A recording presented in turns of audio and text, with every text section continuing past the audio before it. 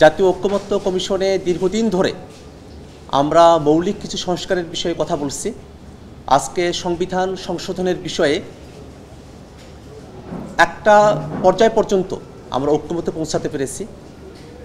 সংসদের নিম্নকক্ষে বর্তমান যে কাঠামো আছে সেখানে 2/3 মেজরিটিতে সংবিধান সংশোধিত হতে হবে, সেটা পূর্বেকারই নিয়ম।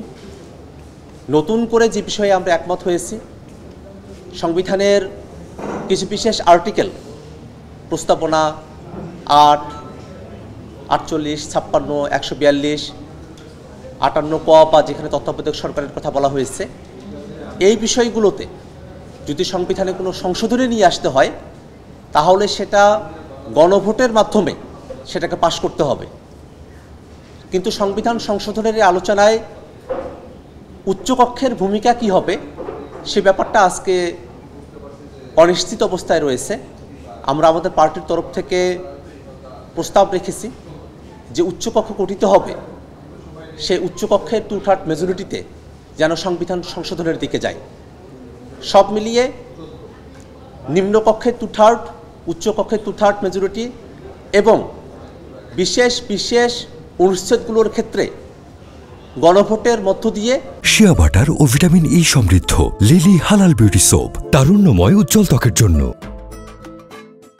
সংবিধান সংশোধিত হবে, এই প্রস্তাবনাই জাতীয় নাগরিক পার্টির পক্ষ থেকে করা হয়েছে। উচ্চকক্ষের গঠন প্রণালী কি হবে, কার্যাবলী কি হবে সেটা নিয়ে বিশদভাবে কথা হয়েছে। উচ্চকক্ষে যদি কোনো আইন রেফার্ড হয়, নিম্নকক্ষে সেটা আলাপ আলোচনা হয়ে যাওয়ার পরে সেখানে উচ্চকক্ষে সেগুলো নিয়ে আলাপ আলোচনা হতে পারে। উচ্চকক্ষ যদি সেগুলোকে অ্যাপ্রুভড না করে তাহলে সেটা আবার নিম্নকক্ষে ফিরে যেতে পারে, আবার সেটা নিম্নকক্ষ থেকে যদি উচ্চকক্ষে আসে, একটা প্রক্রিয়ার মধ্য দিয়ে আসলে নিম্নকক্ষের যে আইন, স্বাভাবিক যে আইন, সেটা পাশ হয়ে যাবে রাষ্ট্রপতির সম্মতির জন্য। কিন্তু সংবিধান সংশোধনের মতো যে বিষয়, সেখানে উচ্চকক্ষে 2/3 মেজরিটির কথা আমরা বলেছি, কয়েকটি দল সিম্পল মেজরিটির কথা বলেছে সংশোধনের ক্ষেত্রে। সে বিষয়টা উচ্চকক্ষের সঙ্গে জড়িত থাকবে। আবার একই সাথে আমরা পূর্বে যে এনসিসির কথা বলা হয়েছিল, যেটাকে সাংবিধানিক ও সংবিধিবদ্ধ প্রতিষ্ঠানগুলোতে নিয়োগ কমিটি হিসেবে বর্তমানে নামকরণ করা হয়েছে, সেই জায়গাটাতে তত্ত্বাবধায়ক সরকার গঠনের ফর্মুলাতে উচ্চকক্ষের একটা সুস্পষ্ট ভূমিকার কথা আমরা বলেছি। উচ্চকক্ষে পিআর পদ্ধতিতে নির্বাচনের মধ্য দিয়ে যে দলগুলোর অন্তত 1% ভোটও রয়েছে, তারাও যদি উচ্চকক্ষে অংশগ্রহণের সুযোগ পায়, সেক্ষেত্রে একটা বহুদলীয় গণতন্ত্রের প্রাতিষ্ঠানিক চর্চার জায়গা আমরা নিশ্চিত করতে পারব। বাংলাদেশের প্রাতিষ্ঠানিকভাবেই বহু মতের কথা বলার জায়গাটা তৈরি হবে। সেই জায়গায় আমরা হাউজে খেয়াল করেছি অধিকাংশ দল পিআর পদ্ধতিতে উচ্চকক্ষের আসন বিন্যাসের ব্যাপারে একমত হলেও বিএনপি এবং তার সঙ্গে গুটিকতক দল তারা পিআর পদ্ধতিতে উচ্চকক্ষের নির্বাচন চায় না, এবং সেই না চাওয়ার জায়গাটিকে উচ্চকক্ষের এজেন্ডাকে সংস্কার কমিশনের প্রস্তাবনা থেকে, আলাপ থেকে বাইরে রাখার একটা প্রবণতা আমরা খেয়াল করছি। সংস্কারের আলাপগুলোকে এখন সংখ্যাতাত্ত্বিক জায়গায় নিয়ে যাওয়া হয়েছে, যে 20টা সংস্কার প্রস্তাবনা, আমরা 12টা মেনেছি, 8টা মানিনি, সবগুলোকেই কেন আমাদেরকে মানতে হবে, এই একটা কথার দিকে তারা যেয়েছে। কিন্তু আমরা খেয়াল করে দেখেছি অবশ্যই আমাদের রাষ্ট্রের অনেকগুলো জায়গায় আমাদেরকে সংস্কার করতে হবে। যেসব ছোটোখাটো বিষয়গুলোতে সকল দল অটোমেটিক্যালি আমরা একমত হয়েছি,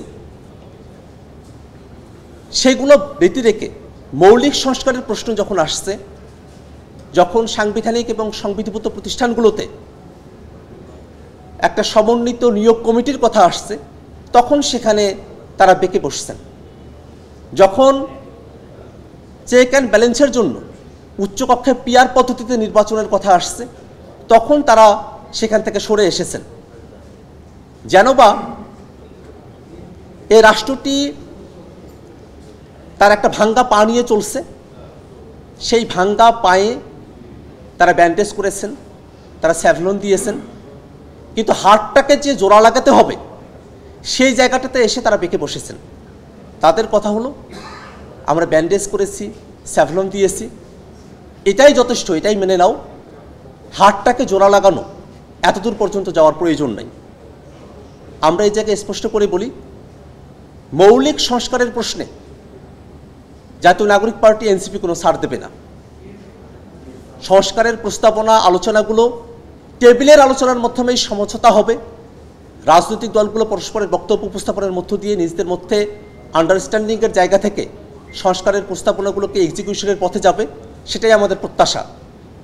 আর যদি মৌলিক সংস্কারকে বাধাগ্রস্ত করা হয়, মৌলিক সংস্কারবিহীন জুলাই সনদের দিকে আমাদেরকে অগ্রসর করার কথা ভাবা হয়, তাহলে বাংলাদেশের জনগণের যে প্রত্যাশার জায়গাগুলো আছে সেগুলো পূরণ হবে না।